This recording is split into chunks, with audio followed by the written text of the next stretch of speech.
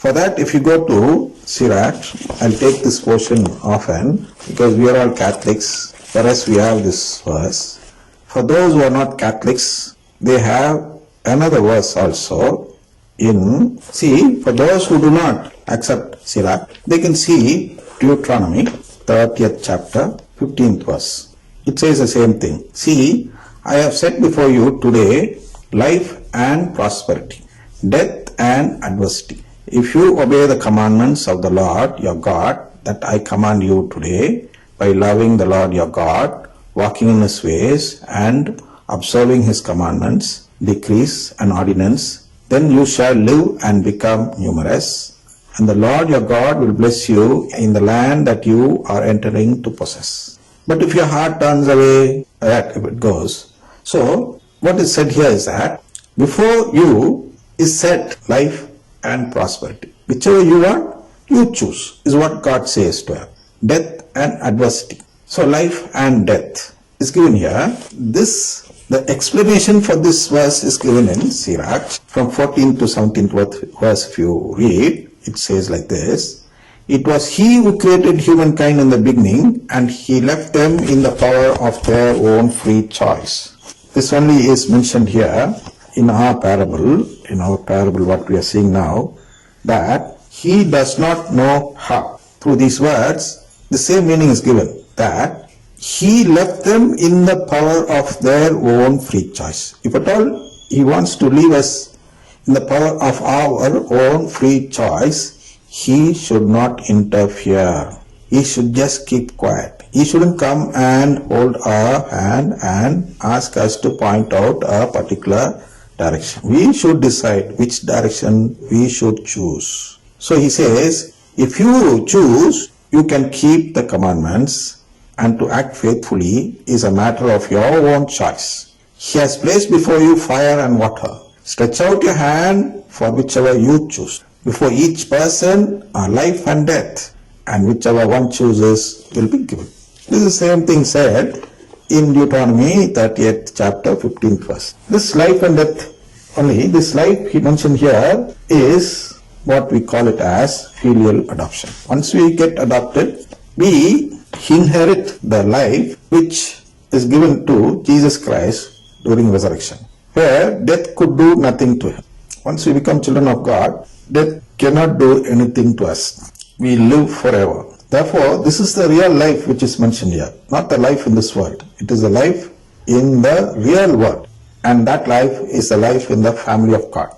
For this reason only, Eucharistic Lord should not assist or help anyone in choosing the filial adoption.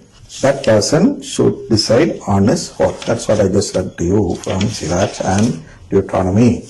Then the next word to be decoded is, the earth produces of itself. What does this mean? The earth, we already saw that it is a church from where the seed should sprout. So, we find the meaning like this: the church which believes in filial adoption should act on its own and help each faithful to grow in this faith. See, the church acts as a ground on which we should grow. It should nourish us with the words of God, with the word about this filial adoption by God. It teaches, and it will do all what we need to grow. So it is figurized as earth produces of itself. Next thing is stalk, head, full grain in the head, so on. These are sacraments received at various stages of faith.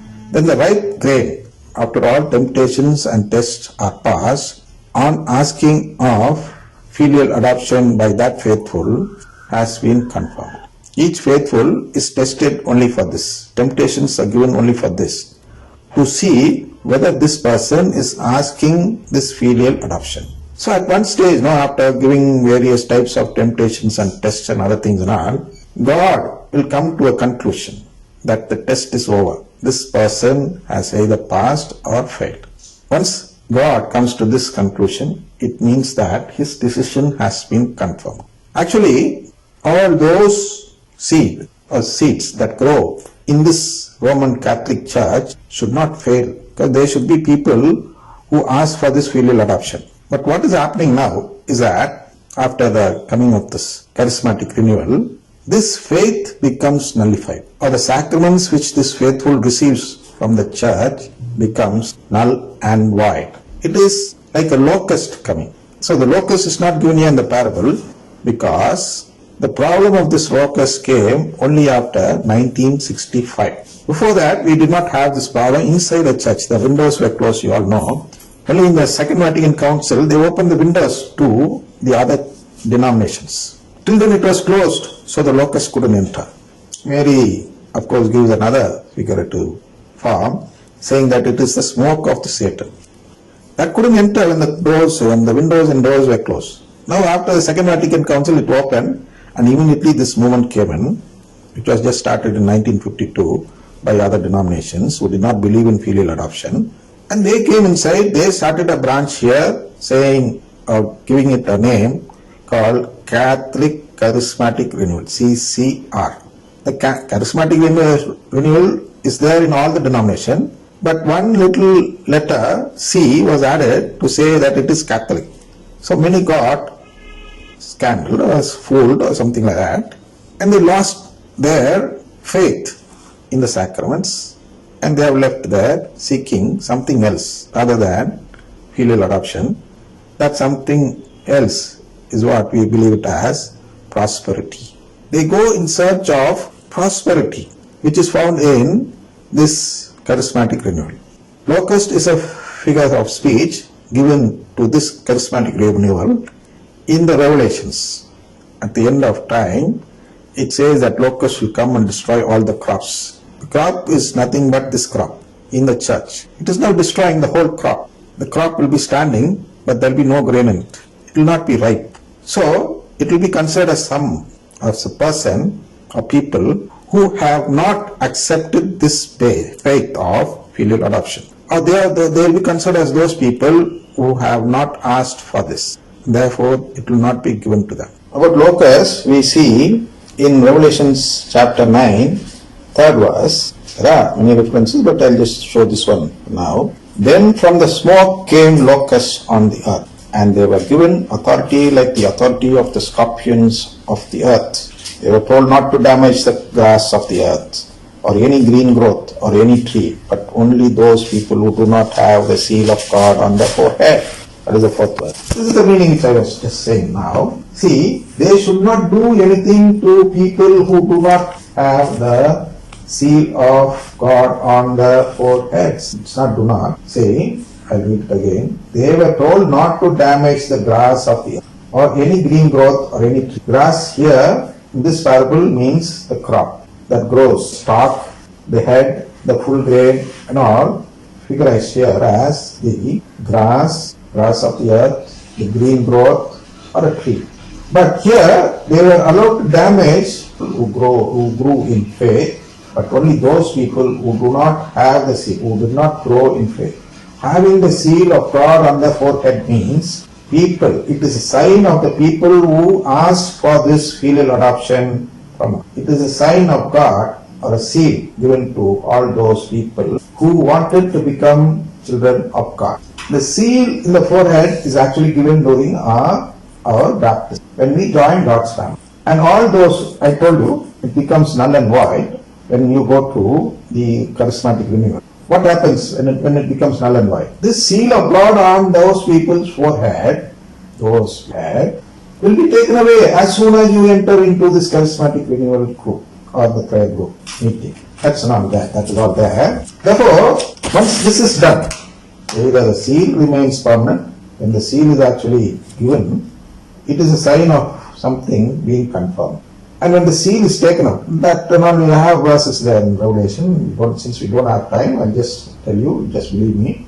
There is a verse saying that the seal will be taken away. That is what will happen if we leave the faith in the Eucharist and go searching for the faith in the gospel of prosperity. That's what the renewal is preaching, only the gospel of prosperity. So, God, of course, after consulting the devil, the Satan, he will come to a conclusion that this soul is not going to repent anymore.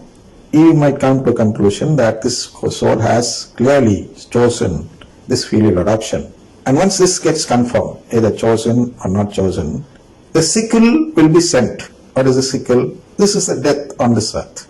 The sickle cuts the crop or the grain and keeps it for the harvest. After collecting all the grain, they'll come and beat it in the ground and collect the grains and put it in the basket, and all we'll see in some other parable. So the sickle is nothing but death in this world, and that after this death, it will be kept for the harvest. It will be kept for the harvest in the purgatory. Purgatory, we say. We find that in 1 Peter 3rd chapter 19th verse, saying that prison for souls.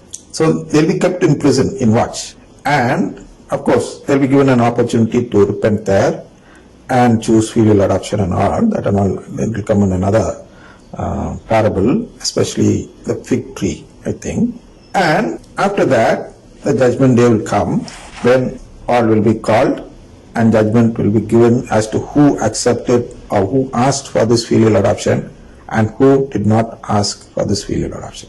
All those who asked for this filial adoption will be considered as sheep and sent to the right side, and the others who look like sheep but are not, or those who look like people who ask but have not asked, will be considered as goats. So this is what is given in this parable.